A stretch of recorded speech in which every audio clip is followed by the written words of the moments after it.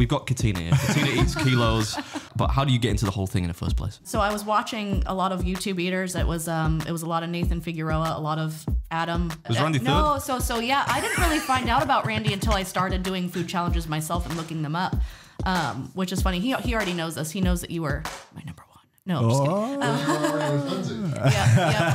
Yeah. As YouTube being a public, like, influential couple online, like, what's that like? Do you get people like prying into your private life? It was like, oh, that's great for you that you're with this guy with like 1 million followers or subscribers. That's going to do amazing for your channel. Like, obviously, she's like leeching onto this guy. Somebody said, "Can you ask Randy and Katrina, not Katina, when they are getting married?" I'm like, what?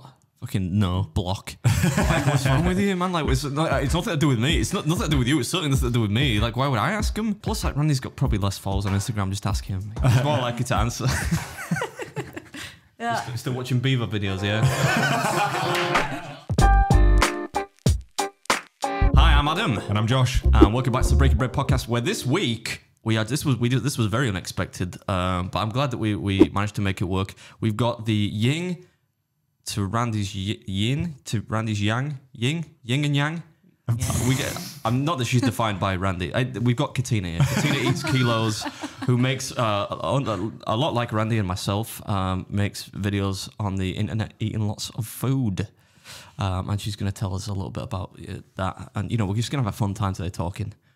I didn't rehearse that. Normally, I kind of rehearse the intro in my head a bit. Can you tell? They'll never notice. No. They'll never notice that was like off the fly. Is yin and yang? Yeah, yin right? and yang's a thing. I don't know why I thought it was yin. It's yin. The yin-yang twins are a thing, but it's yin and yang. It's yin and yang. I knew it wasn't yin and yang, so that you can tell I'm an educated man. It's only the rapping duo.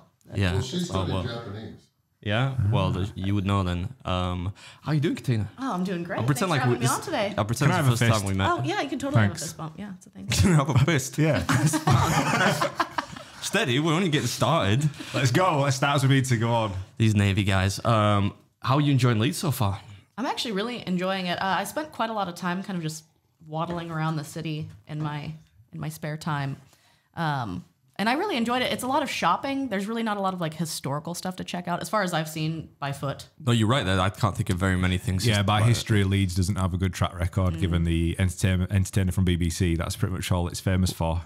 Well, we don't want to dwell on that. I mean, we're loiners, right? It's famous for making wool in the post-industrial revolution. Luckily, we've around got that time. Beard Meets Food as the Bit of a history. the new guy on the I'm blog. no historian. I'm just trying to say like, oh, I'm like, so I'm the in the future. You know what? I was driving to pick these guys up, and I drove past it. Have you seen the Calvin Phillips mural on down by what's that street called? It's kind of near the Calls, right? And I thought, how do I reach that?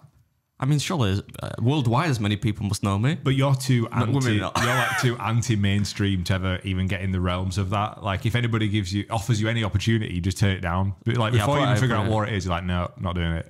No, you're right there. Actually, yeah. That's why Spotify deal's gone, because we tried to go down that. We keep this indie over here, you know. We went to London and you fucked it. Anyone. Maybe they'll name like a primary school after you. No, that'd be weird. The Beard Meets Food Academy for Excellence. This is the weird guy that offered $20 on a plane to a kid. Hey, should we ask Randy and Katina about that? Because we got Randy lingering in the background. He's like on TikTok or some shit. He's laughing at beavers eating melon or something.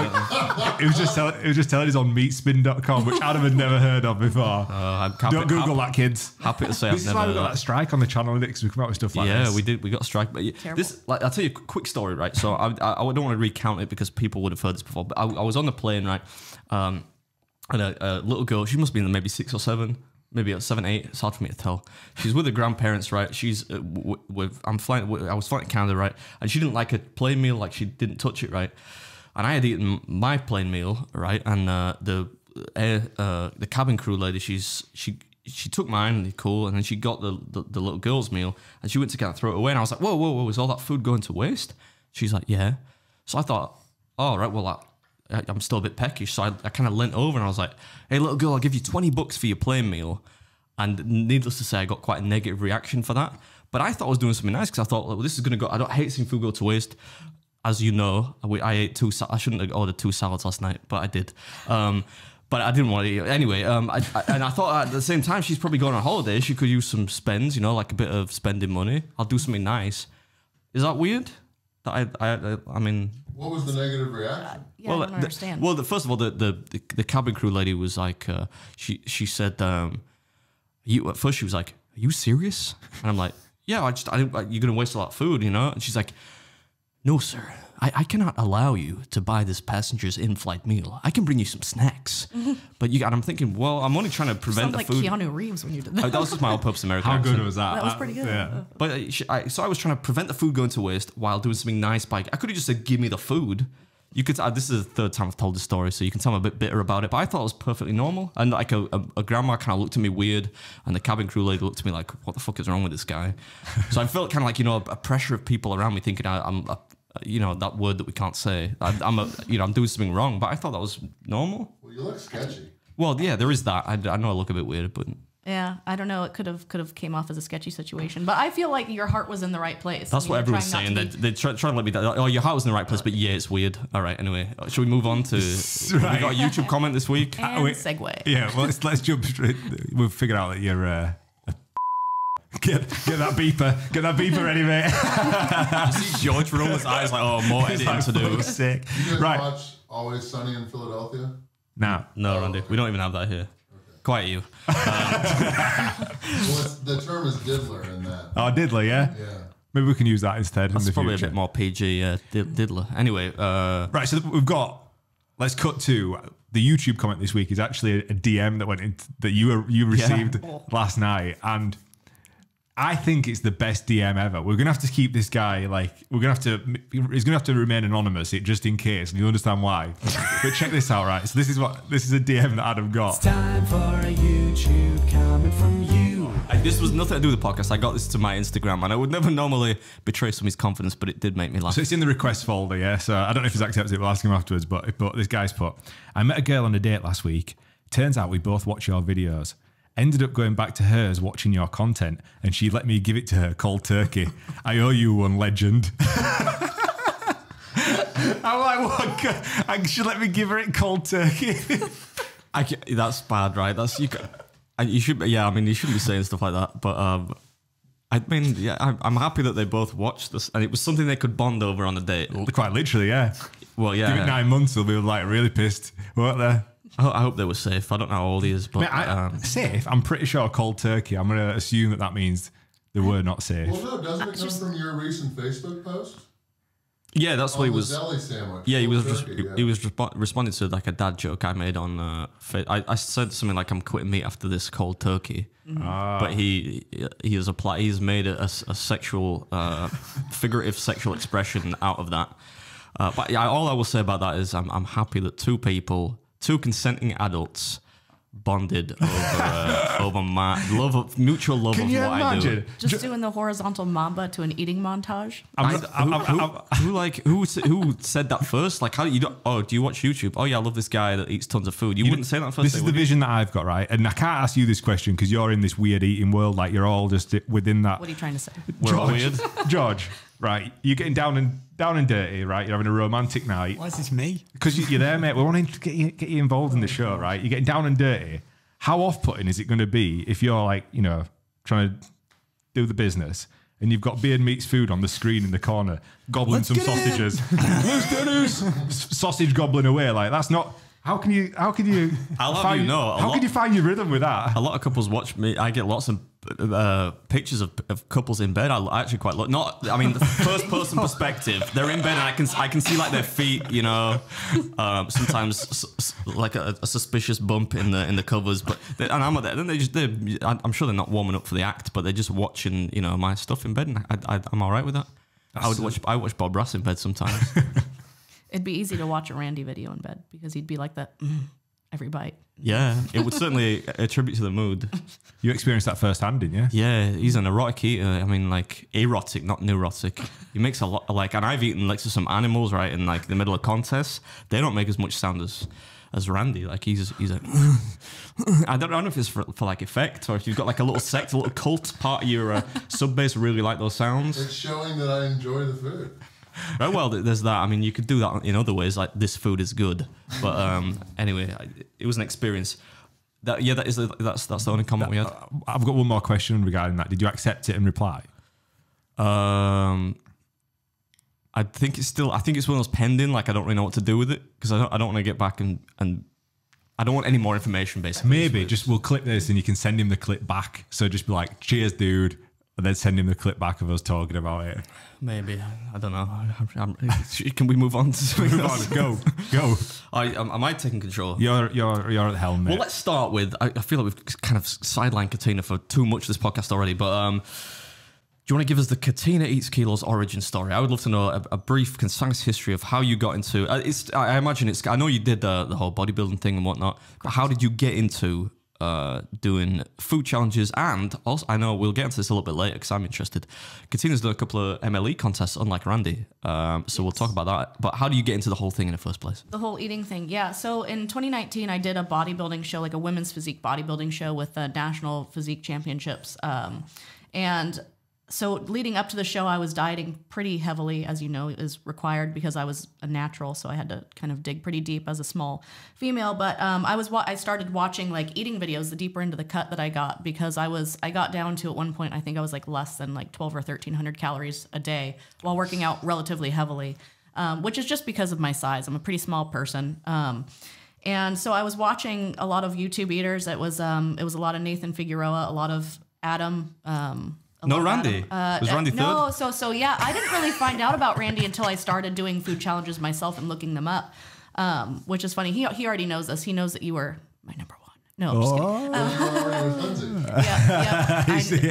Yep, I knew my shots were missed there. But yeah, so I was watching all of those, and as I was dieting down, I was like, I feel like I could actually do this. I have a pretty decent appetite, etc. So I did the show, came in really tiny on stage because I was pretty naive to the fact that most girls were on the sauce. And so I was pretty small on stage, and I was like, okay, so after the show I needed to kind of build up, and I talked to my bodybuilding coach, and I was like, would it be kind of like a big deal to, after the show, put on some weight via doing some of these like food challenges, restaurant challenges? I've been watching these, and I'm pretty sure I'd be darn good at it because I can smash at a buffet, and I really need to be competitive still. And he's like, yeah, go for it. You have a really healthy relationship with food. And I think that would be kind of neat. And so my first food challenge was I went to a Fat Burger and did their XXL King Burger challenge, which is like a little pay to play. You get like a certificate. And it's maybe like 1.5 pound or a 2 pound burger, a kilo. I went and I took on that challenge, and I wanted dessert afterwards. And so I had brought a little camcorder along for that. And I just kept recording bigger and bigger food challenges in the Spokane, Washington area. And yeah, I was hooked ever since. I'm a big fan of editing and stuff. It's fun to me that it's interesting to me that so many people have a very similar like origin story, right? It always tends to come from either something athletic or something related to kind of physique modulation, you know, like losing weight or getting in shape or whatnot. So that's really interesting. Pay to play for people that maybe don't know what that is. That's like Eater Speak, inside Eater Speak. That's like a food challenge. It's kind of like a gimmick, right? You don't really get anything you don't get the meal free, but you sometimes get maybe a shirt or a certificate or whatever. Right. But those are a good way to start out. Like maybe you could do George. You could do a few actually. You could use some meat on your bone. This guy, yeah. It's rather small. It's because he's not the littlest person in the room for once. Isn't George? We call George handsome George, though, isn't he? He's a sexy looking man, isn't he? He's a good looking fella.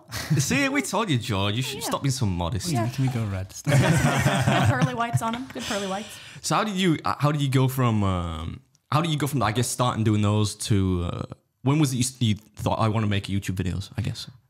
Pretty much right away. So my very first video, I think, was me messing around with like this $90 camcorder I bought on Amazon, and I recorded myself eating like a 5 pound like knockoff Chipotle salad, which is like an American like Tex-Mex chain. We have Chipotle only in London. Okay. You can't get it up here, but they do have it in London, right? Yeah, we got. I mean, it's just like Subway but Mexican and salads, right? Yeah, it's like a pseudo healthy food, I guess, kind of overpriced. But anyways, I decided to make my own like 5 pound salad or whatever, and film it and just do like a mukbang of it. And what is mukbang? It's like social eating. Yeah, it's those channels where is it a Japanese word or like a Japanese anglicization of a word? I feel like it's actually Korean. Oh, is it?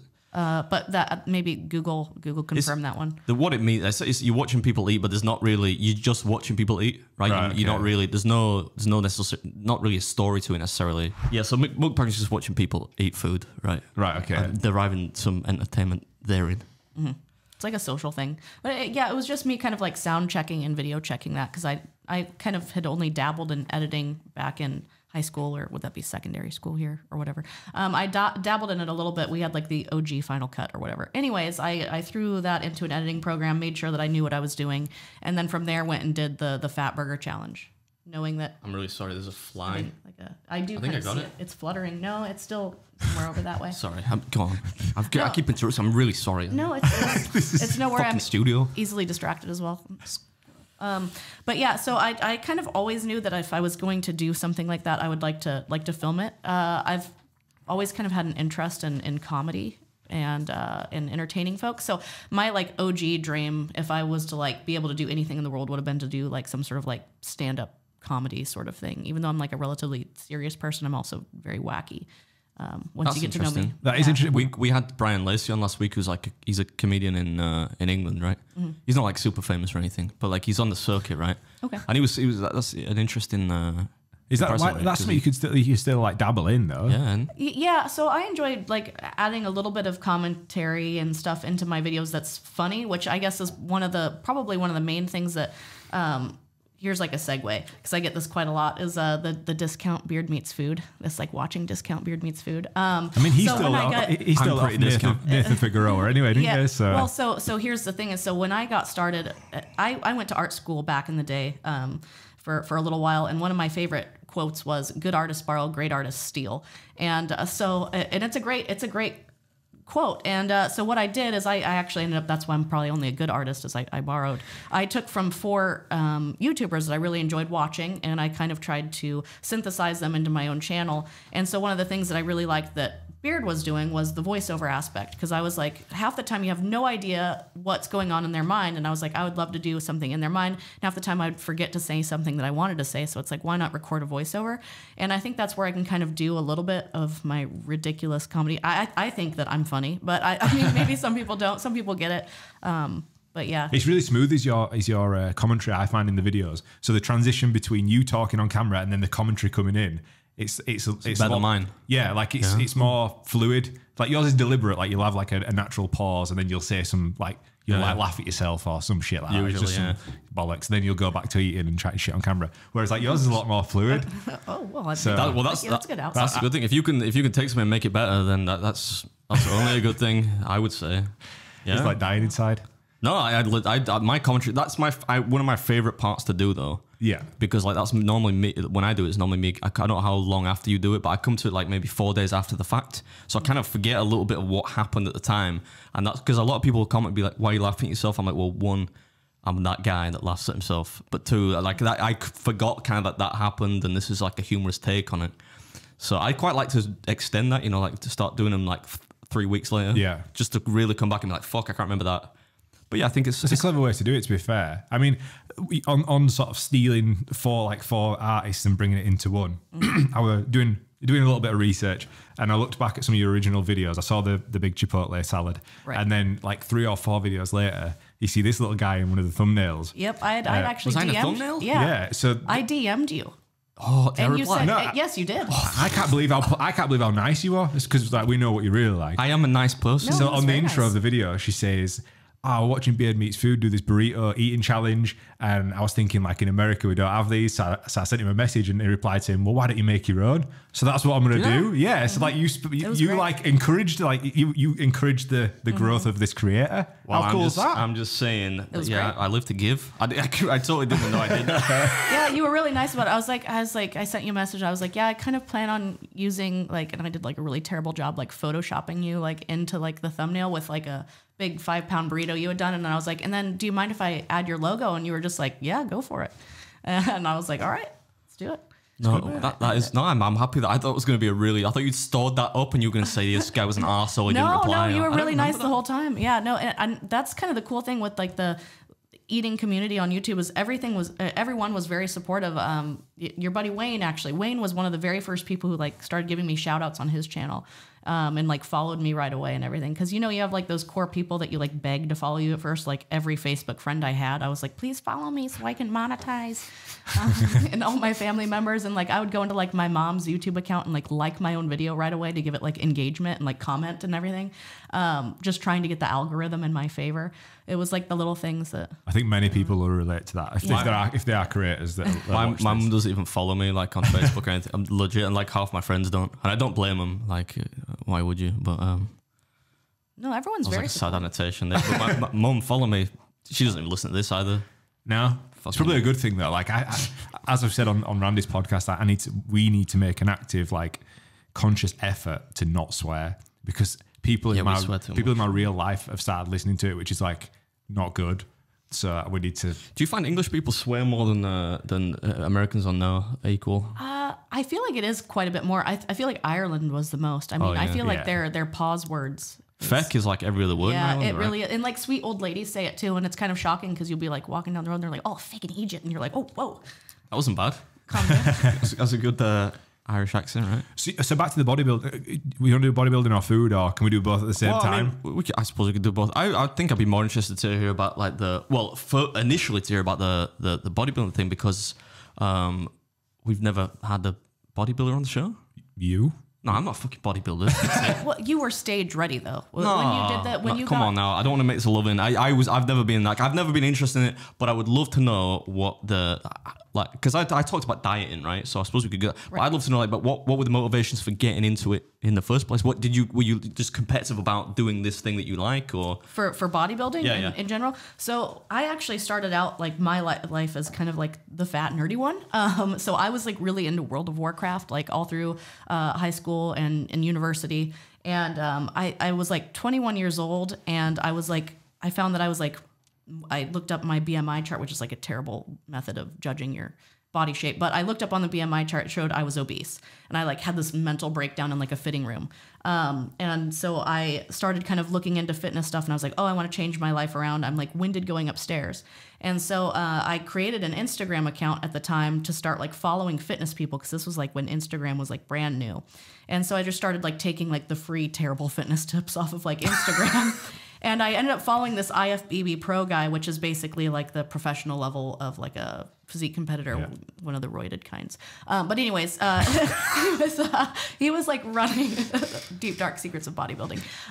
But yeah, he was running like this like transformation kind of giveaway. And I'm kind of like a literary nerd as well. Like I'm pretty good at writing. And so I wrote this pretty well-worded sob story of like, oh, change my life, please. And I ended up winning. That's Randy fucking squeaking away on the chair. I know it was your chair. I'm like, you're not even moving. How is it? Better equipment here. It's because you're fucking massive, mate. You're like 6. We spoke about it yesterday. You're like 6'6". Like, you're the biggest human. You don't see humans like you in England very often. Somebody actually said to me that when I bought that drink for you, when I spiked you with that 11% stout, the guy said he looked at me, he was like, "Fucking hell, they don't make him like him that over here, do they?" I was like, "No, they're a different breed. These you're these Americans." Like ex-footballer. Get me 11% stout? Yeah, I thought it was going to be funny to get you just fucking pass out drunk. He was looking a little blurry. Oh, I had no idea. I thought you were just kidding. Randy broke the seal quick, did he, yesterday for drinks? Saying I looked drunk, and I was like, I'm not drunk. I had 4 beers. He got roofied, kind of. Kind of, yeah. I want more people to see like the off-camera Randy than the on-camera Randy. Like, you're a funny dude. I said this to him yesterday, not to hijack Katina's episode. But I said to him yesterday, I said, like, you are. I mean, I've met Randy before, but like, I think he's quite different in real life. Absolutely, yeah. So like how he is on videos. But I guess that's kind of part of like the people would say the same about me. He needs a podcast. That's what you guys need to do, a podcast. That's what we need. I would love to listen to that. Let the people know that Katina and I appreciate Sugar Daddy getting us the beer. Well, you're my guest in my city. The big bear. Sorry, back to I. No, Adam's done a great job. He's been like driving Miss Daisy this whole time we've been in Leeds. No, it's been great. But I won this transformation thing. It was like this 12-week transformation contest by this IFBB Pro.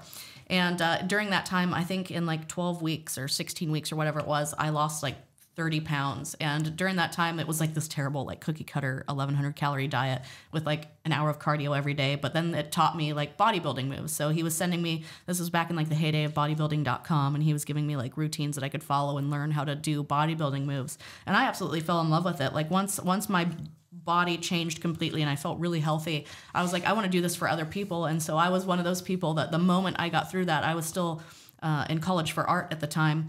I switched to just kind of like a basic degree, and then ended up getting a certification in personal training because I wanted everyone else to feel the same way I felt, like feeling healthy and feeling confident instead of like going into a fitting room and feeling like really sad.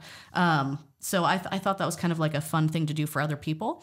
And I felt like I was pretty good at, I guess, communicating with people and not making them feel judged in a way, I suppose. So yeah, it was really great. And I just kind of got hooked on it from there. And then I eventually joined the military. And so like bodybuilding kind of took a back seat. I got really into like fitness and just like physique improvement in general.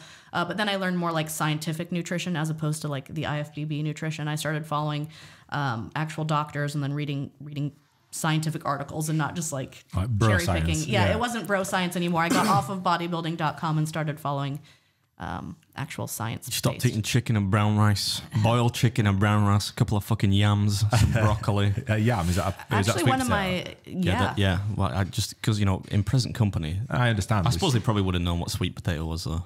Yeah. They're not exactly the same, are they? Actually, I don't know. Sweet potato, yeah, it totally translates. It was one of the things that I ate a lot of, and then actually I ended up switching. It was cheaper to canned pumpkin. Is actually less in calories, and it's terrible, but it was filling, so I could eat a pound of canned pumpkin. Did you get the Libby's can? Yeah, it was just like the Libby's canned like pumpkin filling with like no sugar added, and like that would be I would doctor it up like mashed sweet potatoes basically, and I would eat that, and that was kind of like my treat. So just on this, right? I watched a video. So the one that Randy was joking about yesterday when we went out for drinks. My secret to staying lean video, Yes, where you're like in a bikini. Yeah. But like the one thing that stood out on that video for me was that you were making this big salad, right? And you had tinned chicken. Like a tin of tuna, but tinned chicken, and she like pours it into this. Is it raw or cooked? It's cooked. Raw, yeah, kind of medium rare. But I like What? tinned chicken. Yeah, we don't have that here. That I've Thank never God. seen. That was It is kind of you get used to it. It that kind looks of so rank, mate. it is. But I was trying to show people how you could eat a protein-rich, vegetable-rich meal on the cheap. Yeah. Like, because people complain often about how expensive it is, and my point was it doesn't always have to be organic to necessarily be healthy. Like, sure, there's probably more sodium than the average person would need, but if you're bodybuilding and running and doing any sort of physical activity, sodium's not your enemy, really. It actually is quite helpful for athletics, and especially if you're going to be sweating a lot. But anyways, I actually got a lot of crap for that because people were like, "Oh, you're just showing all these terrible things. There's so many GMOs in there," and I was like, "That's kind of like the problem with the everyday mindset is too many people have watched like Dr. Oz and Oprah, and they give that nutrition advice, and they're gonna blindly follow it." Yeah. That's it. Like they take that one meal as like a literal thing. Like that's all you're gonna eat. Whereas like you've obviously got the depth of a full diet, but you're trying to help, aren't you? But I was trying to give an example of what would be cheap to eat and that's convenient on the go, because I think I was talking to Adam about this. I lived most of my life like out of a Tupperware when I was doing bodybuilding, which is it's kind of hard to be social. it's such a selfish sport. I don't think that people quite understand, do they? Like bodybuilding is such a selfish. It's lonely as endeavor well. and lonely. Yeah. It is. It is pretty lonely, and that's kind of why, like, when I transitioned into eating, like your method of dieting is to do like the 1,000 calorie days between, and I was kind of doing something similar to that. I would do like a challenge and then like balance that with like some 1,000 calorie days in between. But I found I was quite grumpy and just as antisocial as I was with bodybuilding.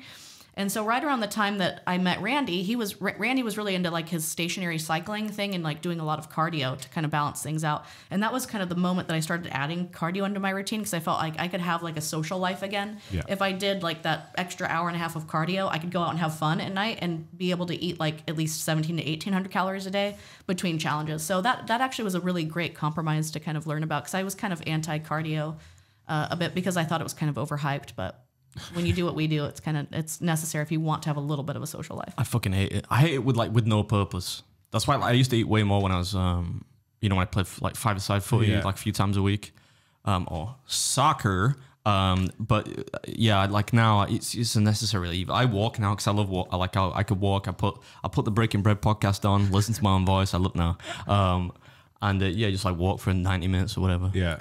Which is always bad if I meet somebody out on my walks. I stink. You know, like because I'm sweating and whatnot. Well, you sweat from walking. How fast are you walking? Fucking fast, mate. Man, you gotta get sweat on. Well, not in like summer. have you seen little legs? It has to be pretty quick though, because like you left us some voice notes while walking, and you were kind of like. Have you seen those speed walkers? Have you got? Can you do the speed walking thing? Have you seen the hips? I probably could. I mean, I've got very feminine hips. I think T-Rex arms there. I've got like quite a wide hip base. I've got a bit of a sensuality to my walk, I would say. It's like a weeble. That was a weird thing. I don't know if you agree. He's got like this Jessica Rabbit kind of. Did you on bodybuilding? Have you seen the chicken wing video? Yeah, absolutely. Did you see the big bodybuilder that we got for that video? It's the part where a big unit chases me. He's a heavyweight. Oh, okay. I do. Is that the part where you like dove into the car? Yeah. Well, I was running away from him, and I had to jump into the car, which wasn't quite legal to film, but we did it anyway. That was actually really coordinated of you, though. I felt like I don't know if I could have aimed that. Oh well, I mean, I am actually not bad when it comes to athletic endeavors, but I didn't really have much of a choice. What made it harder was Mrs. Beard's driving.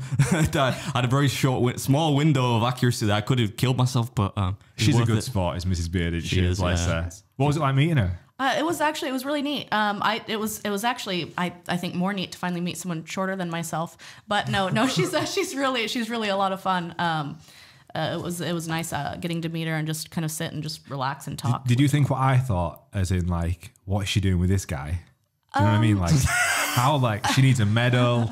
Like, what? I don't disagree with you there. No, so actually Randy and I talked about it, and we're kind of curious, like when do you set aside time for Mrs. Beard? Because we were talking about your editing schedule, and we were like, she must be like neglected. When do you guys hang out? Yeah, all right, fucking hell. It's bad enough when she came on. I'm just doing this in jest. No, she. Well, it's kind of hard, but like I keep saying I use a different kind of figurative term every time. My latest thing is comparing it to being married to like somebody who works on an oil rig, and I'm like, well, I'm away for like this long and that, but she contributes as well though, because she sleeps like fucking crazy. She could, like, if there was a sleeping contest, she would win that. No, I have no doubt. So like, because she'll go to bed at like 8:30. So like, I might work like late. Yeah. But, like I'm expecting maybe 10 o'clock. A normal couple maybe like 10. I'd be like, okay, like we'll relax for like an hour or whatever. But she's in bed by that point. But I'm not blaming her. It's my fault, right? But I think that's part of next year. I don't really make New Year's resolutions, but one of them next year is make more time for each other. Like Katina and Randy were saying they're going on a holiday to diet, right? Correct. In Thailand. Sexify. Yeah, to sexify. Yeah. Which means diet if you didn't see the last episode. It's more fun. Basically, just watch the last episode. Yeah. So I was like, we should do that maybe. Like I'll do like a shit tons of videos like Randy. I'll get a little bit overweight.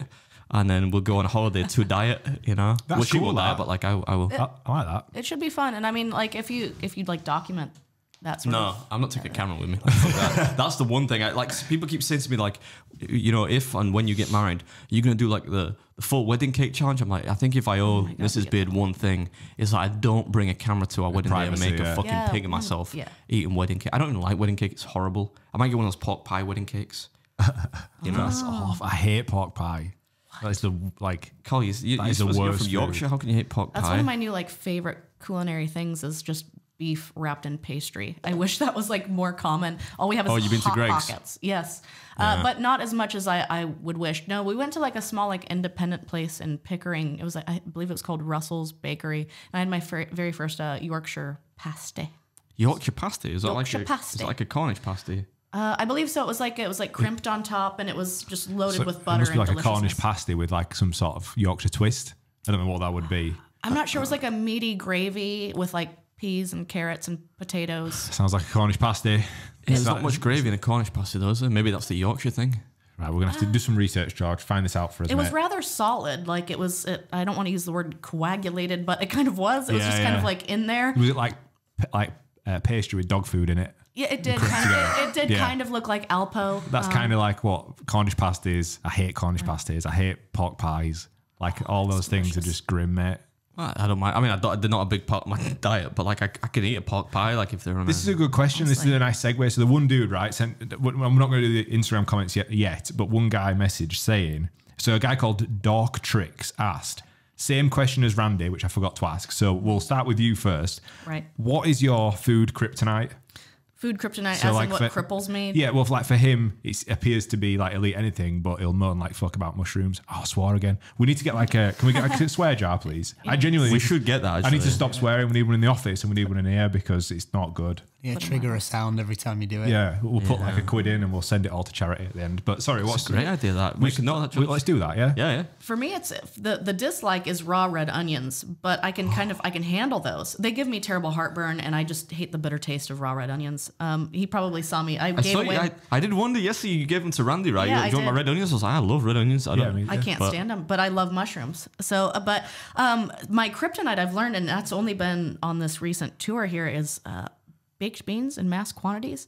I can't burp, and I need to burp when I do food challenges. It makes room. It's pretty adorable too. But Randy loves that quality about me. It's endearing. But if I eat baked beans in mass quantities, I can't freaking burp. It's my kryptonite. So like in many of the challenges I've been doing, they're like either record based challenges or you need to eat rather quickly, and I'll get to like slogging down baked beans and I'm just like, and like it's like up here and I just know I need to burp, but it doesn't happen. Oh, it's terrible. It's kryptonite. I get that. A lot of people, a lot of Americans complain about baked beans just in general. Do you though. think American baked beans are kind of weird though? They're really sweet, aren't they?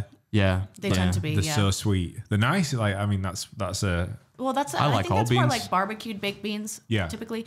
Yeah. I don't know. I don't mind the baked beans in like small quantities when like there's like maybe like 1 or 2 like small pots of them, but when you get 3 cans or 3 pounds worth, You alluding to a food challenge you may have done on this trip, Katina? I may be alluding to that. Yeah, I was unwittingly part of a food challenge that also included 1.5 kilos of mashed potato and 1.5 kilos of baked beans. Which You didn't get the as advertised, did you? I did not Welcome get as to England. advertised, Welcome to no. England. That's how it goes down over there. All right, I need to put this question to Randy as well because this was I was supposed to ask it when we recorded yesterday. But a guy called Dork Tricks has asked, "What is your food kryptonite?" Or like like the one thing that just not for you. I can do it. I just stay away from really spicy food. Like I have no idea. I have no desire to do like the hottest curry anymore. Yeah. Or anything with Carolina Reapers or anything like that. But I like pretty much all the foods. I don't like how cooked some of your guys' beef and burgers are over here. We don't even. We Randy doesn't even love- need a mic. I was just thinking How that. loud is this? It's like fucking love foghorn medium Leghorn rare. over there. We love medium rare. I really like it. say. I killed 3 times. It's like triple cooked beef burgers you guys have here. They do overcook burgers. You know why that is though? Is I think from my experience, a lot of British people are reluctant to accept burgers that are pink, slightly pink in the middle, because they think it's like raw mince, and they don't realize. because you eat horses here in England. Well, That's in France. I'll That. clip that, George. Why you can say that? Apart from Iceland, they were selling. No, I didn't say cut it. I said clip it. We'll Oh, get right. like Katina like razzing the English cuisine, you know. Yeah, but like KatinaEatsKilos hates England. yeah, you get that with you ever eat at like a barbecue place, and if they smoke the chicken, it's got Yeah. a slight redness to it. But Mate, people are like, oh fuck, it's raw. we went to Red's Barbecue in Leeds, like as a That's family. We were, oh, fuck's sake! I swore again. This is what my mum literally sent it back. I'm like, Mum, like, it's smoked chicken. It's got like a pink. Like it's been cooked for 18 hours. Smoke that shit for about 4 days, man. Yeah, I was like, you can eat it. She's like, I can't do it. I can't do it. I'm like, Can I just have some chips then. Can I just say on the topic of Carolina Reapers hot peppers, what's the latest? Well, I thought the scorpion had come this morning. Turns out Mrs. Beard's ordered a fucking drain cover. You swore again. Oh, sorry. Well, that needed it. Like, I'm opening this package. I actually put it in my car because I thought this is a scorpion. I'm gonna take it and show Josh today. Then I'll get the How pepper. big do you think the scorpion was? No, it was. I thought it was gonna be smaller, but I open it. I'm like, the fuck is this? It's like a again. yeah, whatever. It's like a spherical drain cover. Like you put over like the thing at home, like your. Oh, it's like catch your hair, catch like your beard. No, like an outside thing. Like Oh, where yeah. your the guttering goes down Guttering, your house, yeah. and at the bottom that you've got like a grill that covers the hole. And I'm thinking, why has she ordered this? Like, but it was sent to me. I never buy stuff like so. Seeing as she does the yard work, she might. Could have been that, yeah. Yard work. Yeah. So right, so we've got baked beans and we've got spicy food. Then And also, I'm not a blue cheese fan. yeah. There you go. Oh, I love blue. I could eat any cheese really. The stinkier the better. Right. If it smells like somebody's armpit, I'm eating it. You know what I mean? Like I don't mind. Bit of honey, I'd like something a bit sweet with it, like a honey or like a pickle even, or some kind With of pears, actually, it's quite nice. like anything sweet, or grapes, or I like a caramelized red onion cheese. Have you had that before? Like, Don't get started on red onions. Sorry, I'm shocked by that. No, I quite enjoy cooked onions. And like caramelized onions, big fan. I love them. Onion rings, big fan. It's just raw and specifically red. I don't know. I get that. Yeah, I get that. It's a bit fiery, isn't it? You said you were in the military. You were in the Air Force, right? Air Force, yes. What did you do? What was your... I was a missile technician, which sounds fancier than it really was. Yeah. That sounds really How fancy. cool is that? Yeah. So, if I told you more, I'd have to kill you. No, I'm just kidding. I bet she could kill you as well. No doubt, no doubt. I took like 2 Brazilian jiu-jitsu classes, so no, I probably couldn't. That's 2 more than I did. I learned how to Americana somebody. That was about it. Yeah, it was good times. But yeah, no. So mostly it was just like working on like a defunct missile system. I was just a monkey with a wrench, really. But It sounds cool though. it was character building. How long were you in for? Active, I was in for 3.5 years, and then I spent the remaining 3.5 years Air National Guard, and I retrained into like a system admin type of job. So was this before the food and the bodybuilding, or was this during? Was this on your way out? This is kind of on my way out. So I was Air National Guard when I got into the eating. So I was finally able to commit to the bodybuilding show because I got out of active duty military. Just our hours active duty were a little bit too much to actually commit to like a set schedule. Because you have to be very like regimented to naturally do a bodybuilding show. So yeah, I was finally able to commit to that once I joined the Air National Guard, and then I went back to university and got my degree in kinesiology. What the fuck is that? Human movement science. Yeah, just a fancy word for it. I learned something new today. Yeah, Human movement. yeah. Mr. Dictionary. Just over there? basically kinetics, kinesiology. Yeah. Makes sense. I should have known Right. like that. Was that Latin derivation of it or something? Kinetic movement. Yeah, Maybe. I don't know. sure. I'm just trying to sound smart. No, I think you are smart. I think definitely you're smart. So obviously you left the military, started doing your bodybuilding, and then launched your YouTube channel. How was that at the start? Because I mean, you've been only doing it 3 years, right? Like that's not that long, and you've got nearly 500,000 subscribers. Yeah, so I'm Seems really legit, that, isn't it? I got really lucky. So when I started, like I kind of alluded to earlier, the eating community is pretty small. So I had like the support of people like Wayne, who really doesn't even have like a massive channel, but just even a small shout out like that gives you like another surge of followers, which anything really helps. My real kickoff, my start was one of the channels that I had pulled inspiration from of the 4 was a guy named Nick Dompierre was doing cheat days, and he's a buddy of Nathan Figueroa's actually, and his format I really liked. Well, he had done this cheat day that was the 10,000 calorie Dompierre donut challenge, and if you successfully ate 10,000 calories just eating donuts all day, he would send you a t-shirt. And Right. it was kind of like Randy's value menu challenges. And so I remember those. Yeah, they were good fun. That was when I very first tried to win the heart of America's favorite eater. But I'm just teasing. Matt Stoney. You tried Matt Stoney? I did. Nathan Figueroa. So, yeah, Nate Molly. Figs. Big Molly fan. But yeah, no, so and Molly as in the person, not the drug. But needed to clarify. What that. is Molly? Is that ecstasy? I It is, right? believe so, whatever the clubbing one is. I hear it on rap songs, but I'm like, I wonder what it actually is. I think it's Ease, right? Ease. Disco biscuits. Yeah, so I did this challenge, this 10,000 calorie Dompierre donut challenge, and I did it successfully. It was pretty tough, but I did it successfully. And Nick was actually really nice and shared it, and he had a pretty good following. I think maybe like 100 or 200,000 subscribers or something.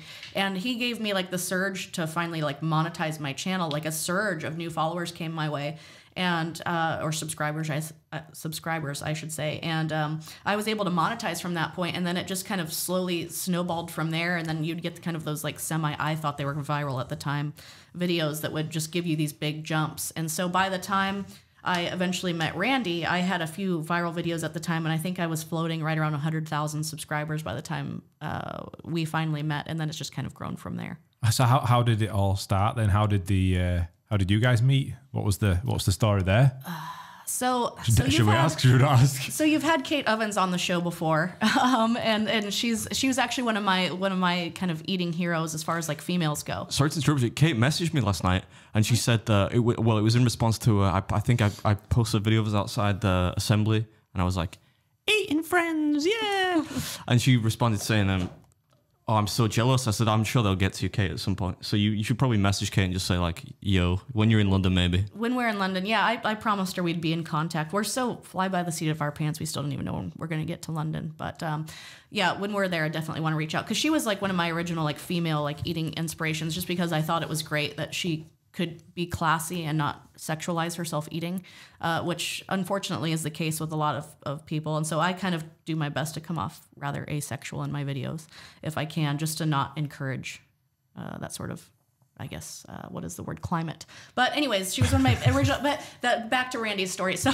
and then that kind of goes against it. Randy teamed up with Kate, or filmed a video with Kate where they ate a burrito together, and just the size difference of having a pretty blonde, I guess, in his video, and then Kate's like a petite woman, it got a lot of like clickbaity views, like, oh, like this, who's this pretty girl eating with you, Randy? And so he had a big team pizza challenge to do in Alaska, and I was one of the only people doing YouTube full time that he could think of he hadn't collaborated with yet, and he had known about me because one of my videos had just gone relatively viral of me just eating a steak in Texas.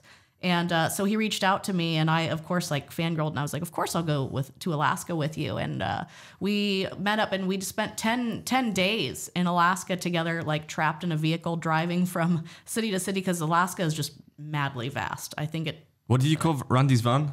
Oh, I can't say that. I believe you called it the rape van. Pegasus the rape van. No, we had a rental car. No, I wanted him to pick me up. This is a different rape van. Rental. That's a joke, by the way. Nobody's raping anyone out here. No, that's only on our OnlyFans. No, but we spent a lot of time together and actually got like just chatted like old friends like right away. It was kind of weird in that way because, I mean, Randy knows this. When he first invited me, I was really nervous to meet up with him. I didn't know that we would get along because in his videos he's got this like very structured format where it's like the I am here as you know, and he just do it, Adam. It's pretty good. To the mic. No, wait, I need to be deeper. I am here at Steve's Fish and Chips, about to take on their... And it's accurate. He like rolls the dice afterward. Yeah. You loved it when we did the pizza thing. It took you 6 seconds to realize what I was doing, but you loved it in the end. It was spot on. Your impressions are pretty spot on. But yeah, so I was really nervous actually to meet up with him. I mean, it was like one of my like YouTube obviously legends, and so I was really honored to be invited to go on the trip. But I was also kind of nervous too. I was like, I'm kind of more just casual about things, and what if I say something wrong? And he goes, well, just give me a call. And so we talked for like an hour and a half while I went on an evening walk on the phone one night, and he's like, yeah, we have like a few challenges to do, and if you would like to team up with them, you can, and if you don't want to, you don't have to. In between challenges, I don't really have any structure or plan. And I was like, okay, this guy sounds pretty cool. And we just, yes, because as you know in person, Randy's just really funny and chill. And so when we met up, isn't that cute? And so when we met up, it was like with zero intentions, obviously, of like dating. And then we just ended up falling in love. That's a beautiful story. But nice after story, an 11% stout, Randy mentioned yesterday that quite possibly, did you book a shared room?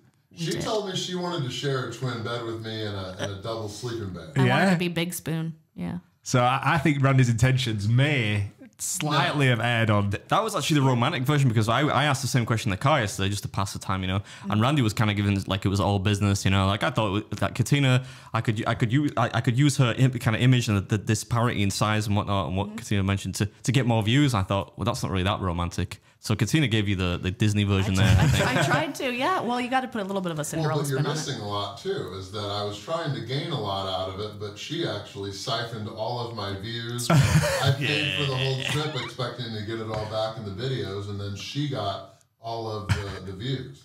I edited Not these bitter or anything. No, and I actually lost our first team challenge together, our first video together, and it was like so massively embarrassing for me. And so like the rest of the trip, I was like the biggest try hard ever. Which was the one that you lost? It was a place called, was it Mama's Barbecue? Mama's Leftovers for Dinner. Yeah, Mama's Leftovers for Dinner, and I lost the challenge by one bite of food. But I knew that if I took, that's a pretty good video though. It was intense, but I knew that if I took that last bite of food, it would end up on the crowd, and I wasn't willing to do that. You could just turn towards Randy. I would have gone full exorcist on him. No, it would have been crazy. But no, I ended up losing that one. But in the videos after, subsequently, I tried so hard with every video. And they were massive challenges in Alaska, man. I mean, they say everything's bigger in Texas. Everything's bigger in Alaska. Yeah, nothing's that big in Texas, I don't think, apart from that cinnamon roll, the restaurant that you like shut down. But Alaska's expensive too. Oh, the rental car was like $1,700 or something, and then she got all my money. So. that's Lenzel, isn't it? Is Alaska? Is it ever warm or like ever not freezing? It was quite warm. Oh, it was Yeah, so we were there in July, beautiful. and it was like right after my birthday in July, and it was the land of the 24-hour sun or whatever, the land of the midnight sun, and so it was kind of like a throw off because it was only dark from like 12:30, like half midnight, to like 2:30. I love that you guys say Nobody that. says half midnight though. I've never heard that What before. was that? I'm gonna start saying that. Half midnight. Yeah. It sounds kind of romantic in a weird way, but yeah. So it was kind of a throw off, but no, it was quite warm. Lots of mosquitoes. But yeah, we ended up like hiking through what is it called now? Denali National Park. It was formerly McKinley, so it was kind of hard to get used to. But I'm behind the times. But yeah, Denali National Park. I think it's quite nice that you guys have like found each other and come together, and then you've got this blossomed relationship. Because I remember I watched one of cute. I watched one of Randy's videos, and he was talking about one of his sexifications. I guess it must have been like 2020 or something, and he was explaining in detail as to why he was going to succeed at his sexification, and it was because he had no social life or friends in the area. He's like, I've got my house, I've got my bike, and I'm not eating for the next like 16 weeks. And I thought, I feel a bit bad for Randy now, you know. But now you guys have come together, you know. It's nice that the original power couple of the competitive eating world. Absolutely, yeah. Yeah, it's been fun. I would have never guessed that I would have been like ended up with another eater, as it were, but it actually kind of works out because we kind of understand each other a little bit, like the misery that comes afterward, and like I suppose it takes like a little bit. If you date, like I said to you, I could never, like if Mrs. Beard left me, I could never. I would just be a monk. I could never date again. Imagine like explaining what you do. What do you do? Yeah, what's it like Wow. after like a you guys have both done an eating challenge and you go back to your room or your hotel, you just sat there in misery together, just like it depends on the size of the challenge. Like if it's a smaller one, we usually just go out for a walk. But if it is a bigger one, then yeah, it usually is just like, okay, let's just take a shower and just pass out. But Randy actually usually has a hard time sleeping after challenges. I sleep like a baby after challenges. Randy has a hard time falling asleep right away, so he usually stays up and works. And Randy was nearly falling asleep last night. After that 11% stout. He's like, he does that. I can't believe you did that. I mean, I'm happy you did. He falls asleep sitting up a lot. I could show you some photos. well, therein lies the problem, I guess, that it didn't taste much different. I thought, I mean, I knew you kind of wanted it. The way you were saying, "Woo, that's 11%." I think you kind of wanted it. Well, That's what would say, right? I mean, that's logic. I'm surprised that guys in England give people drinks with more alcohol than they should. Sounds sketchy. whilst you're I drinking. fear for Mrs. Beard. Yeah, when you're drinking Diet Coke as well. It's even weirder, isn't it? Yeah, I that's was not impressed they sketchy gave you a at all. full pour of 11%. That was like a legit pint of 11%. Well, you're in Leeds now, you know. Things are That's how we do things here. Yeah, we've been here during Leeds Fest, and if I hadn't known that, I would have thought the people of Leeds were a bit colorful. Yeah, I mean, well, that's hard because I picture it where they were dropping off all the, they get a bus to near the train station. Yeah, which yeah, is where I around the pick them corner, off. And yeah. so I mean, you can't blame. They've been in a field for 4 days. They look a bit sweaty. It's like The Walking Dead, It's isn't like it? interesting folks, yeah. We went into Leeds on Monday because it was a bank holiday. That's when they were all coming back from Leeds Fest, and you could see them like crawling off the bus. You're like, ugh. So in the States, there's a thing called Coachella Fest. I'm sure you probably heard of that. It's like in the California area. And so the area I lived in California at the time, we'd had a lot of like the Coachella people come out, and it was usually kind of, they all kind of came off as rather mangy looking. Mangy. That's pretty accurate, yeah. Yeah, it was. Yeah, I haven't been to Leeds Fest for like 10 years now. It seems kind of like more mainstream now. I think it's like a younger crowd sort of thing, like where you've got like barely allowed to drink yet sort of age. I don't think I could stand in a field for that long. Is there not like a little celebrity area that you could go to? You would think so, you know? You and Jack, mate. Maybe I'll drop my old buddy. Yeah, must be a good friend. Fuck, I forgot his name now. What's his name again? They're Maybe I'll just besties. drop. I'll try Matty Healy. Like they headlined in there, George. You weren't happy with that. You reckon I could get? What about one of the less eccentric blue members of 1975? Use the blue tick I power. can't seem to get away from me. When I did it in 2019, the headline that year as well. All the Rage Against the Machine folks were really mad, weren't they? That 1975 replaced them. The boycott, I didn't know. Yeah, but I mean, like, I mean, I like both bands, but everyone knows that like 1975 is a bit of a guilty pleasure for me. All right, so on the topic of you and Randy, then this is a question I want to ask, because this is one that Adam will get a lot. Like, how is it to be sort of public figures, but then have like people then try and get involved in your personal life? Like, obviously Adam gets asked a bunch about like having kids and getting married and all this stuff, like, whereas you two being a public, like, influential couple online, like, what's that like? Do you get people like prying into your private life? I think so, and I think it kind of started out like more. It was both like equally positive and negative when we first got together, because obviously there were people on Team Randy that thought that I was with him for clout. Oh yeah. Because like it was like, oh, that's great for you that you're with this guy with like 1 million followers or subscribers. That's going to do amazing for your channel. Like, obviously she's like leeching onto this guy. And then there was like the other camp that was like, oh, Randy, you're punching above your weight or whatever. Like, that's what Adam said. I get it all the time. Yeah. People are like, but I'm like, yeah, I know. Like, I can't. I mean, if you can bag a girl that's more bag a girl that's more attractive. Like, Mrs. Spears more attractive than me, I think. She's rather pretty. But I'm not like I'm like a 4 out of 10 on a good day. I said this many times. So I mean, you take what you can get, you know. I wore her down by attrition though. She just in the end just had to date me, I think. Please go on a date with me. No, you guys are rather adorable in person also. But she's adorable. I'm not so much, but we try to be.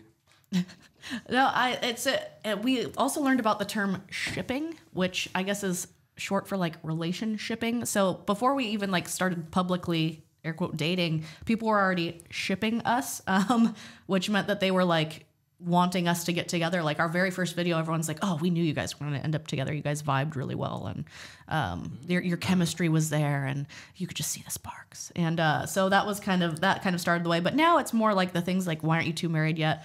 He wears a ring on his right hand and I wear a ring on my right hand. And so a lot of people think that we're like engaged, but wearing it on the other hand or something and didn't announce it.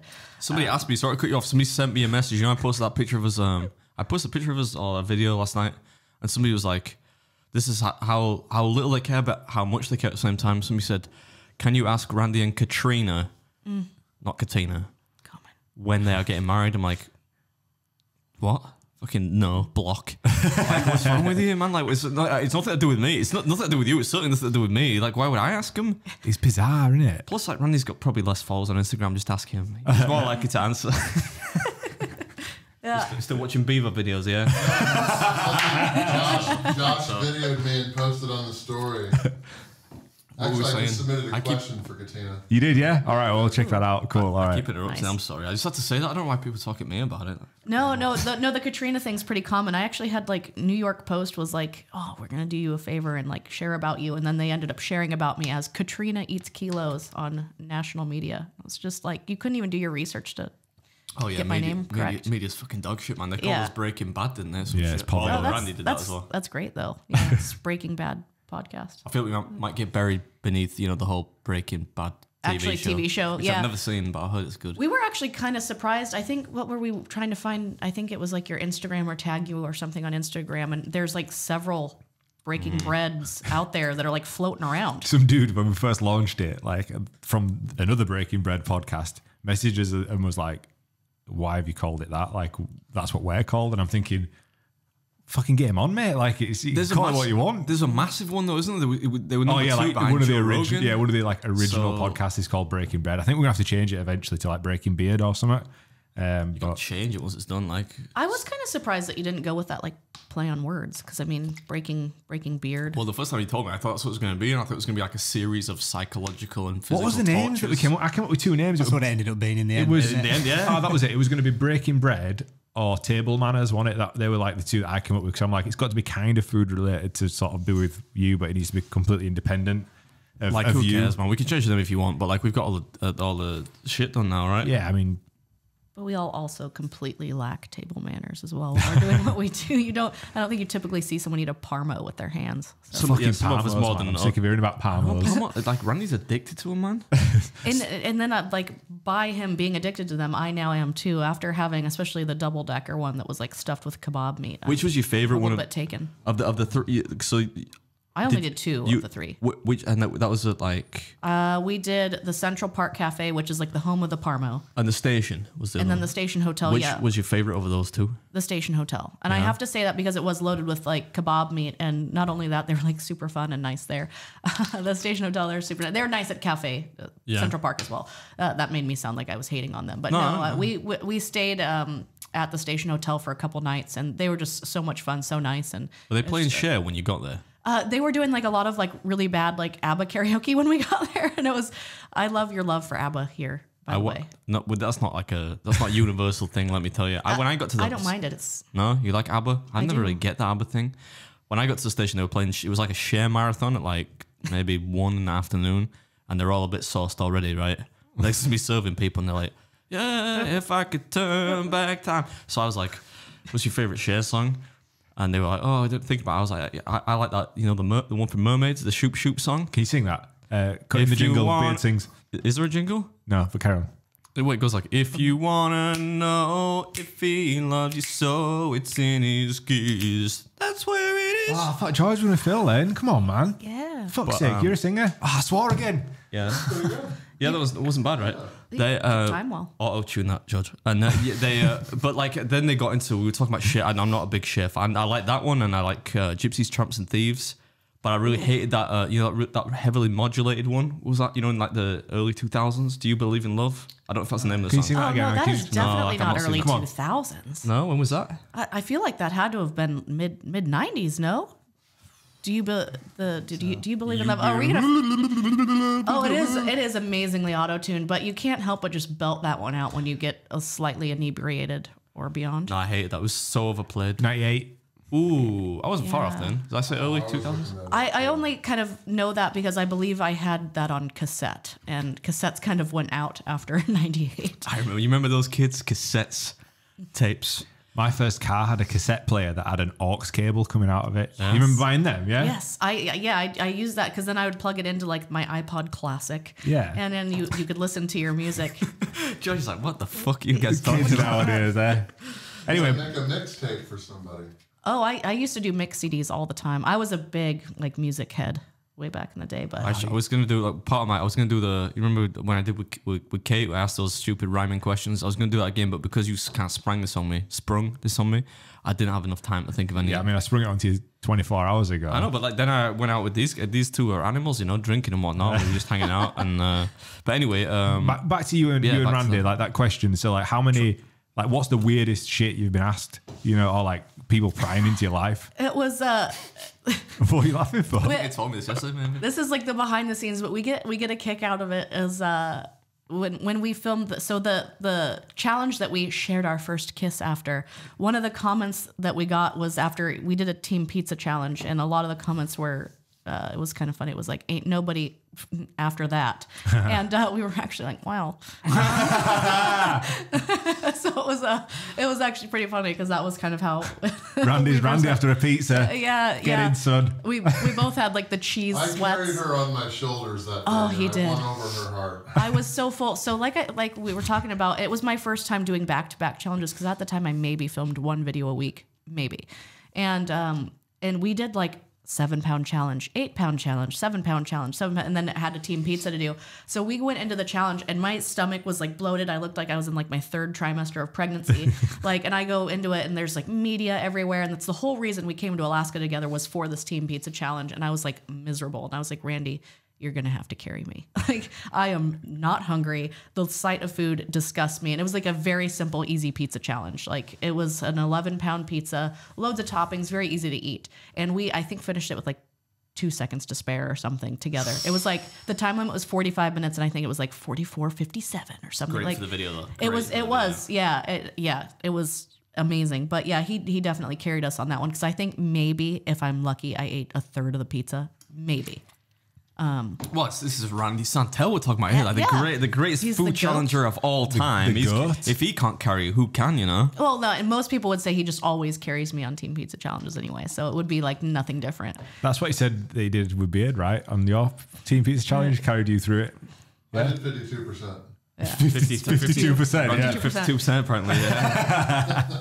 No, it's pretty fun. People think that like, and I mean, we're competitive with each other like in jest, but not like necessarily actually competitive against each other. So like if it's a team challenge, it's a team challenge. If we finish, we win. It doesn't really matter who ate more, because a lot of the times like I get jaw fatigue pretty bad. I actually like genetically I get like TMJ or like lockjaw from chewing too much.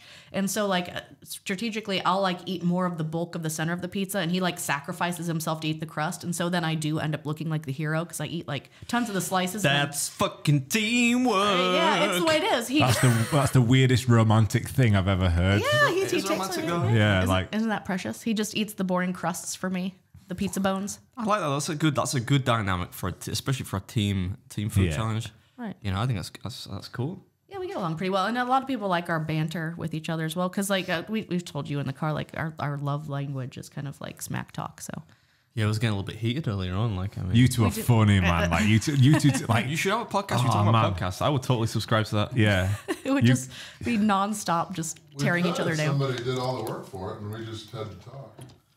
That's doable, surely. Like Nate will probably do it for you, like a discount. You know, like not the Nate's discount, I'm saying like he might give you a discount or whatever. Anyway, can I ask a question? fire away. But while I remember, because I forgot to, a few came to me yesterday. I was talking to Randy and I totally forgot them. I wanted to ask Katina about So Katina's done some major league eating contests, right? Which are they're different to those that aren't initiated. That's different to food challenges, right? That's you competing against people in front of a big crowd and whatnot. And you've done a couple by what I would call like guest, right? Because you're not contracted, right? Right, didn't have to sign. So some of the contests, especially the smaller ones, they'll let like people that are decent eaters, right? If they express an interest, they'll let them turn up and compete, and they don't have to sign. Are you interested in doing any more of those? Because just from a personal point of view, I want to do like a contest with you. I think it'd be cool. It would be a lot of fun. Yeah, so I enjoy the competitive eating scene. I know I wouldn't have the discipline to get to any sort of elite level, but I think it was always kind of my goal back in the day. Like, it'd be cool to just put on the Nathan's jersey one time, but that commitment to that contract as an American is a lot bigger than your international contract. So I think it'd be really hard to do that, especially now with like the things that are goals with our channels at the moment. But if like an organization like All Pro Eating was still a thing, I would so be in, because you'd be kind of free to do whatever. But I actually really enjoy it. It's mostly kind of like the pre-challenge or competition banter with the other eaters, and just because I'm like a fan of the sport in general. So I got a real kick out of like meeting Jeff Esper and Darren Breeden, and Mickey Sudo is an absolute doll in person. So I really enjoyed meeting everyone, and it's good fun afterwards as well. You say you're not like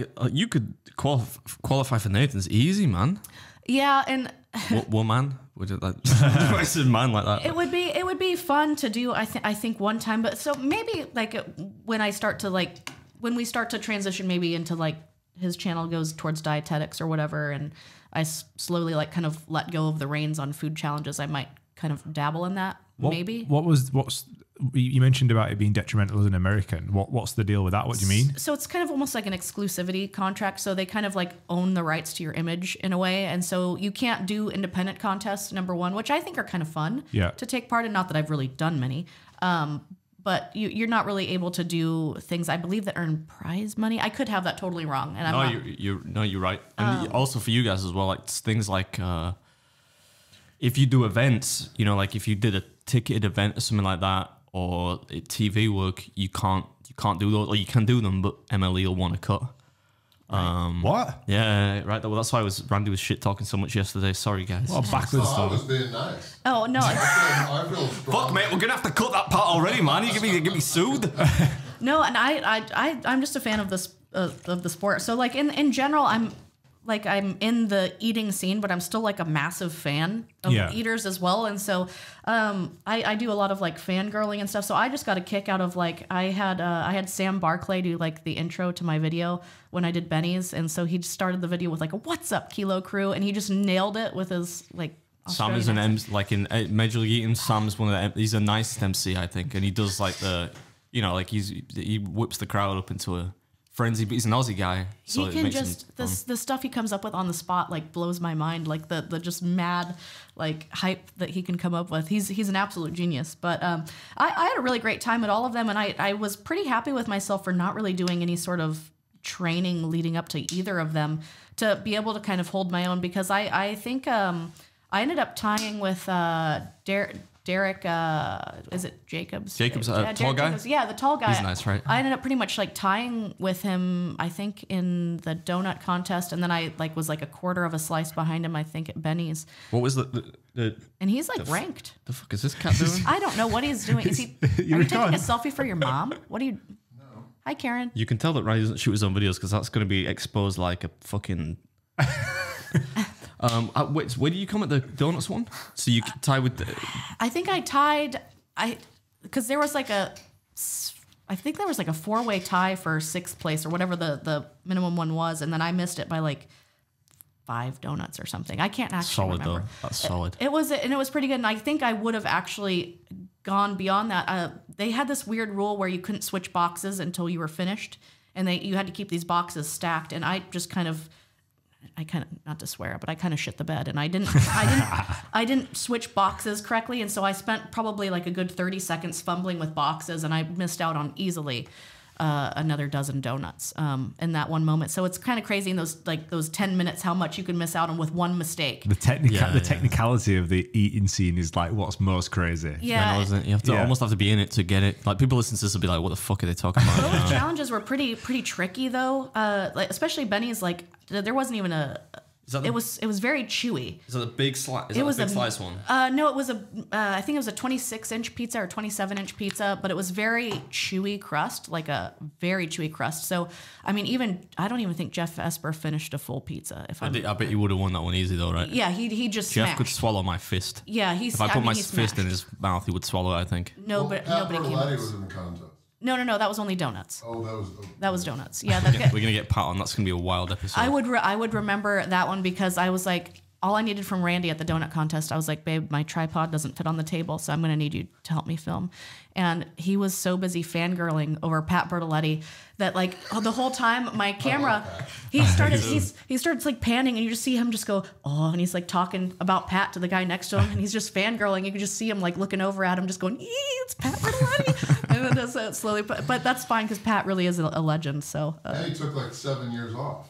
Yeah, man. When he came back for Nathan's, because he's like my favorite competitive eater of all time. I was like super excited. Like in a similar way, I don't really fangirl over people, but like I was excited to compete with him. And he like, we were boozing the night before. Like, but that's how Pat is, right? So Pat's gonna make his big comeback, and he's like, well, we shouldn't really drink, and then we end up drinking. And then after the contest, man, that dude is he's insane. Like I think clinically maybe. I would love to party with Pat Bertoletti. I don't know that I would keep up. I'd probably black out, but this guy's got some look, hasn't he, with his Mohican and tash. I think that's why I originally maybe did the mohawk. Yeah, it might have been. Yeah, so Pat's listening. He's probably not because he'll be like catatonic somewhere. But like, I think it might have been. I used to have a handlebar. That was actually I didn't know about. What was he on like Americans Got Talent? What did he do? He's done like everyone. He's done like Czechoslovakia's Got Talent. He can drink 50 eggs in like 12 seconds.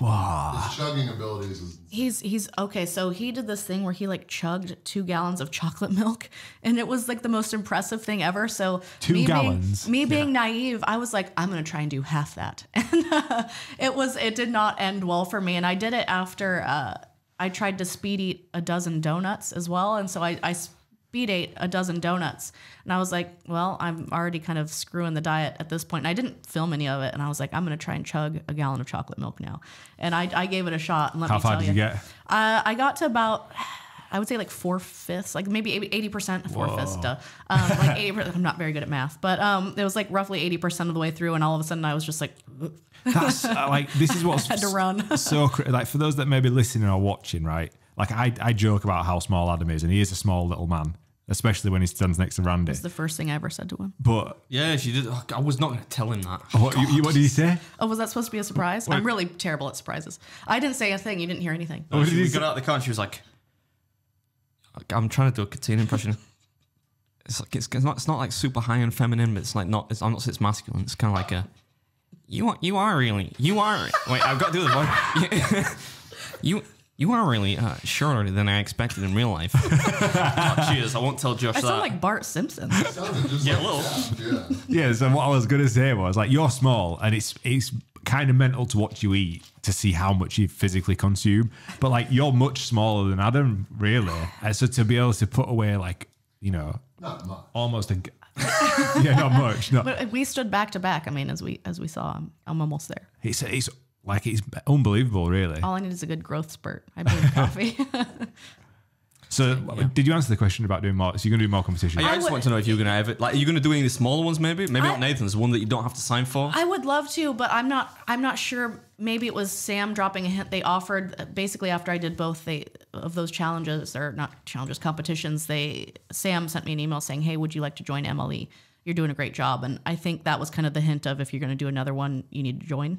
Maybe. I don't know if that was like a subtle hint. No, I think it would have been. If you're good, like they'll do it because they want you, right? Really. Right. Yeah. And I was surprised. I was happy to hold my own. Like, it's like kind of weird saying I was happy doing subpar, but I was happy to even hold my own up there, because to me, everyone that was up there was like people that I really thought were It's great. like, yeah, man. It's like going to, I don't know, play for Leeds United or whatever, and play like fullback or something, and not make up a series of fuck ups. It's like, really, when you get that's when you realize how elite everyone is, right? Compared to like just doing food challenges. If you're eating next to Jeff and you're like, what the fuck is this?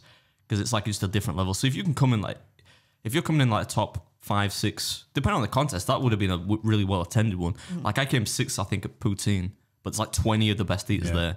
So if you come 6th and it's like a really well attended, that's really good. And you beat Matt Stoney then, right?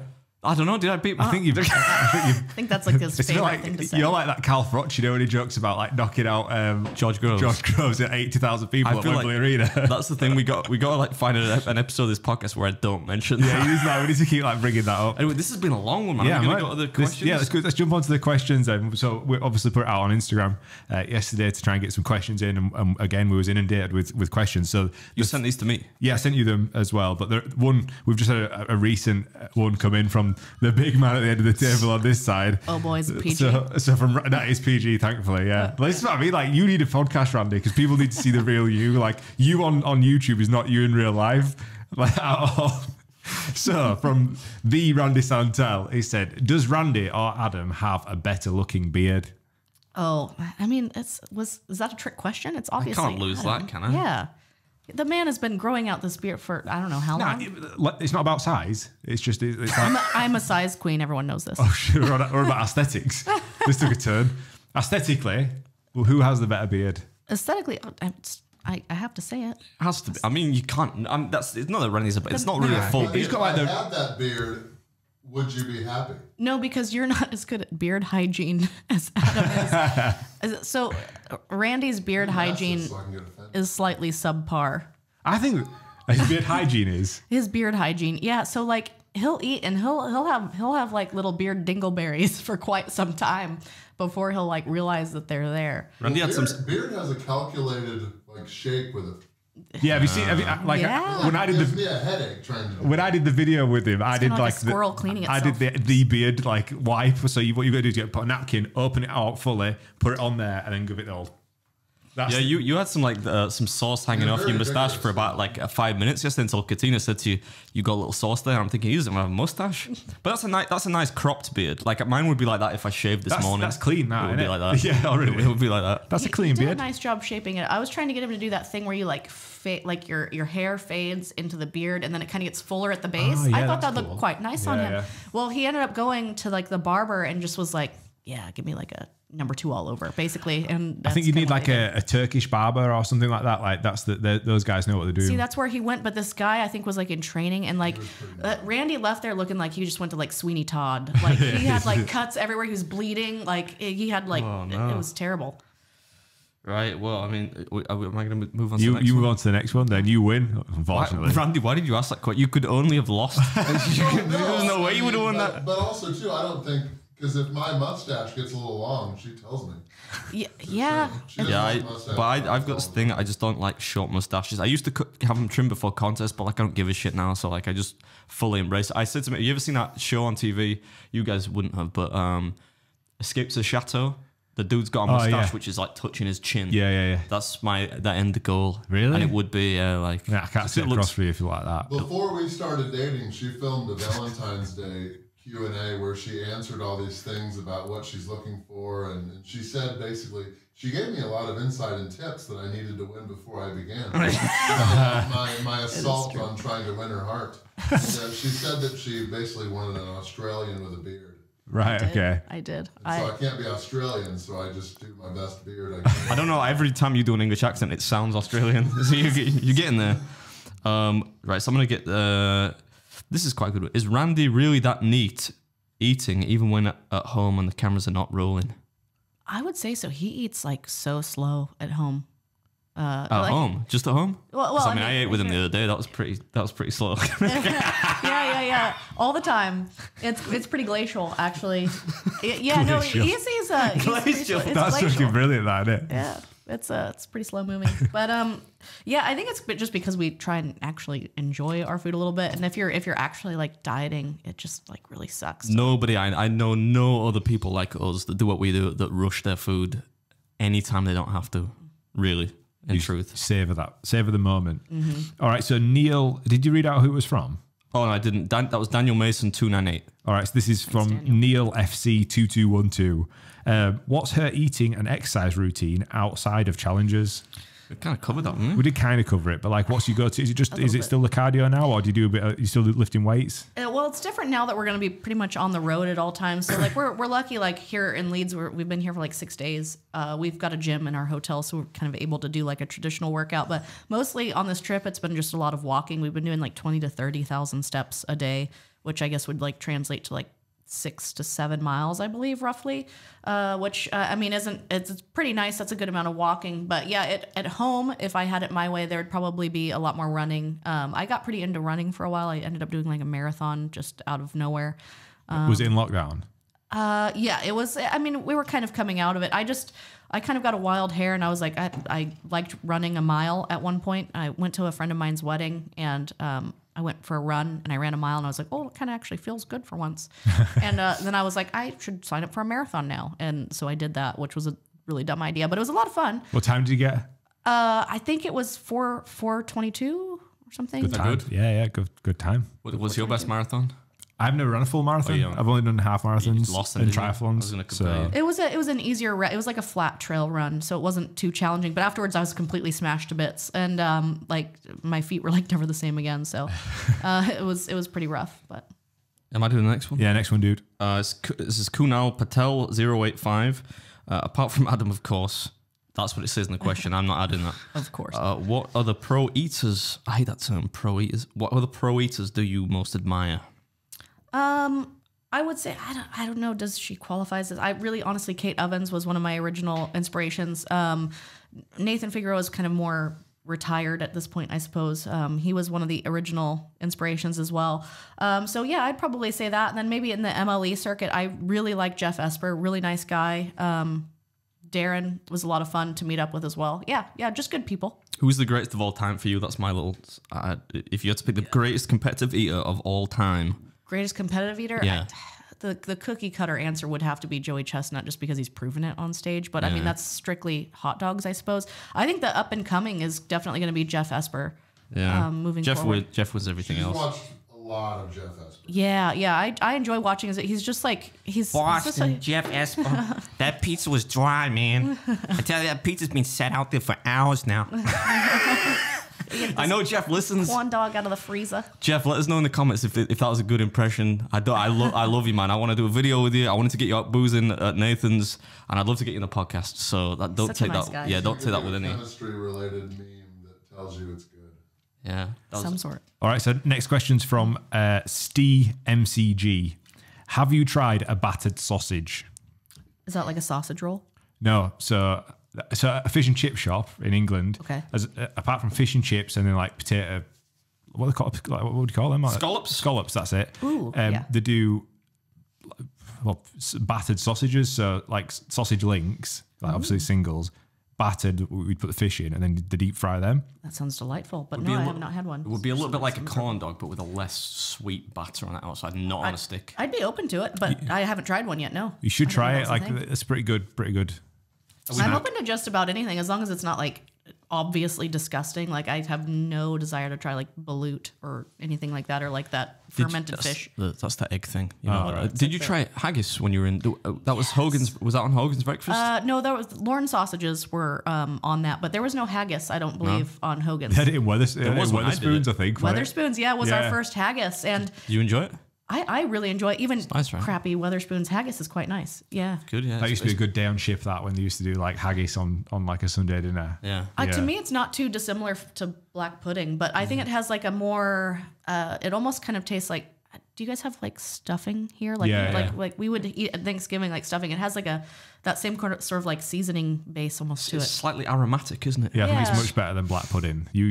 I love haggis. I think it's great. It was one of my favorite things about Scotland as far as like cuisine. Are we going to skip the naff ones here? Yeah, skip some naff ones.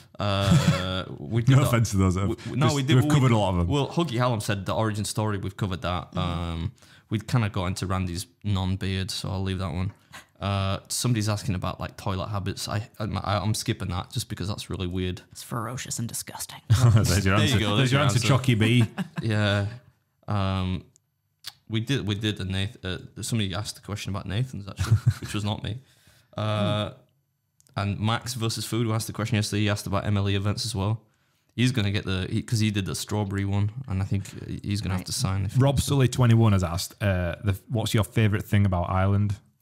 Ireland. Ooh, I honestly, the people are amazing, and they're so friendly, and like it's like you walk into like any pub and immediately like your family with like the nearest 10 people, and apart from Conor McGregor, from I don't know if I'd want to hang out with him, but it was a lot of fun, and obviously Randy and I are known to dabble in beer, and the beer scene is obviously pretty strong there, so we had a good time exploring the Guinness culture, and I enjoyed obviously the look of Ireland as well. It looks photoshopped when you're there in person. It really does. I'm like, Jesus, where am I? Last question then. This one is from Steve J038. So yesterday you met the Queen of Christmas in the UK, and he has asked, are you a fan of Christmas? Oh, yeah, absolutely. I have that similar to Lindsay, Mrs. Beard. I put up the tree. If I had it my way, the tree would go up the day after Halloween. Like November 1st, Christmas tree is up, and I want to get holly and jolly. And Randy's favorite thing is that I was trying to surprise him. I thought I was making our home so festive and jolly, and he was just going to be like really surprised and enjoy it. While he was away in class, I decorated the whole house for Christmas on November 1st.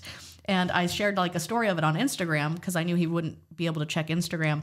And he got like a text message from a friend going, "Oh my God, I can't believe that you're already decorating for Christmas." And Randy's like, "I'm what?" And I made it nice and festive. I love me some like Bing Crosby. I'm a Thanksgiving fan, so Christmas is after Thanksgiving. Ah, right. Okay. I said that Thanksgiving seems like quite an appropriate buffer because I think of like Thanksgiving as like the start of Christmas in America, right? But obviously we don't have that, do we? So like for us, when is Thanksgiving? It's like the end of November, right? Last Thursday in November. November 26th. Yeah. 28th. Right. I think what I want to see then, since you are such a big fan of Christmas, I want to see the big man. Like I couldn't think of a more appropriate human to dress up as Santa Claus in like the big beard, like a big white beard, a really good outfit, and like doing his thing in the community. Because like if I saw you come in dressed up as Santa, I'd be like, this is the real deal. This with this big jolly voice. Like, that'd be amazing, wouldn't it? Yeah. What do you think, Randy? Are you going to do it? He would look like the big man in the sweatshop and Jingle All the Way with like the suspenders on and just like. It'll be long enough by Christmas. Yeah. I think you might have to get a fake beard on there, mate. To tell you the truth, but A white one. Yeah, if he gets that white, we might have to start box dyeing his hair. People accuse me of that now. They're like, when you start dyeing your beard, I'm like, well, I want this to go grey. I can't wait till this goes grey. There's a couple of stray ones in there I can see. Yeah, I know. Like I get grey and like ginger in there, but like I would never dye it. Like I want it to go fully like white, ideally. Yeah. You know, Gandalf goes like the grey, and then he comes back as the white. That's I didn't want to make that about me, but it was an observation. That was your kind of key bonding point, right, with Mrs. Beard yesterday. Yeah. They were talking about Christmas for like an hour. It was She was like, I think Mrs. Beard, I'm going to Oklahoma, right? Sorry to break it to you. I told you before, right? Yeah. Yeah. I mean, we're always glad to see the back here. Like, it's a bit, well, you don't make it out like it's that. kind of like you always blame me. That it's kind of arduous for us to get the podcast in before you leave. Yeah, well, and we got shouted at yesterday in the comments for uploading the best of. Motherfuckers on YouTube, eh? Were people shouting? You have to tell me what they were saying afterwards, George. Not that I care, but like, yeah, I think when I go, I'm going there and be back like, when else I was going to be back? I look at you as like a secretary now, I don't know why. The end of... Shall I have a look? The end of... what month are we now? Yeah, it's the end of September. No, beginning of October. I think Mrs. Beard will have by October 1st, I'm almost certain she will have the house decorated fully, complete with 9 trees in 9 different rooms. That makes it sound like I've got a palace. I'm talking about toilets and shit and shed and outside. We'll have 9 trees. To a different level right there. We have one tree. That's how it should be, right? Well, it takes so much effort like to fluff a tree because I can't do the whole real tree thing. We travel too much. So you fluff the tree and then we're gone traveling, visiting our own families. So it's nice to have our own little nest be decorated and festive. It's good times. It must be like a girl thing. I don't know. But I mean, I like Christmas. I think that's just like too early. You're going to overdo it, right? You don't want to I think you got to peak at the precise moment, right? So Mrs. Bibby listening to Christmas songs in November. I'm like, no, like you got to you start the Christmas tunes and stuff like December 1st, Christmas films. Fine. I'm all for that, right? But and even that's like 3 weeks before Christmas, really. True. If you're starting in November, you're kind of sick to death of it, aren't you? Like she loves and I like it too. Krista Burr, Spaceman Came Traveling. Yeah. She'll listen to that in November because she's like, well, it's not really a Christmas song, but it kind of is. So I'm allowed, and she'll have that on repeat. And I'm like, oh my God, you're ruining the song. Come on, Mrs. Beard. 1975 up until end of November, then you can get on. No, she'll be doing that. I know she loves. She got me in 1975. She's been listening to that new one on repeat. Happiness. Is it Happiness? I don't want to look at Georgie. I should have mentioned to Lindsay that she's like the only other person that I've known that's been a fan of Regina Spektor. Nobody else knows who that is. Everyone that I've name dropped that to has been like, who? Yeah, she wants that to be like our wedding. She doesn't want to get married, but I mean, she wants it to be like song choice was interesting though. It's a sad song. Yeah, but I think I don't know. She just likes her song, and I like that tune. I don't know. I think she's a really good lyricist. Regina Spektor, you gotta look her up. She plays like the piano and just like riffs. Yeah, unreal, man. It's like a lyrical rap poetry or something. I don't know, but she's like singing at the same time. It's kind of nice. All right, so that's another podcast in the bag, mate. We need to wrap this up fast because I need to go for another wee. I'm washing balls in the sink, yeah. Thanks for coming on, Katina. Really appreciate having me. And cheers, mate. Check out Katina's channel as well. Katina Eats Kilos. Yeah, I'm really excited to look forward to. I'm taking Randy and Katina because it's kind of hard to get to. They're doing the Songbird Cafe Challenge, right? Right. In Elland, and I'm just gonna go along for that. I didn't want to, take over their show, but I'm gonna go and I'm gonna watch them. I'm gonna watch the Randy Santel show live and the Katina Eats Kilos show live. Have you set an event so that people? I know that this will come out way later, but like, is it an event that people can come to? Yes. Yeah, all of ours are. Yeah. So the restaurant is being really nice, and they're actually staying open late just for us. So we're like kind of coming in after they close, and it's kind of going to be standing room only. So they're allowing us to each come in and film, which is really nice because they really didn't have to accommodate us in that way. Because I guess after you came in, it's kind of become like a thing. People are ordering it more and more now. Yeah, like only I think six people have done it because it's a team one. Yeah. 6 teams have done it before I got there, but now I think loads have done it. Yeah, it's getting ordered a lot, I guess. So at least that's what the gal said. I actually never got her name, which I feel bad about, but she was a lot of fun. She clicked on the message because I said y'all. I clicked right away. Love it. Well, thank you again for coming down for the second day in a row to come on the show. Yeah, and more importantly, that you are a fan of the podcast, which was most big amazing. Fan. I was very tickled by it. Yeah, I kind of felt like a small child that dropped an ice cream cone when I thought that we weren't going to be side by side doing one, but we each got our own. So my ego is stroked now. Yeah, it's great. Perfect. Yeah. Right. Thanks for everybody watching, listening, and we'll catch you on the next one. Peace.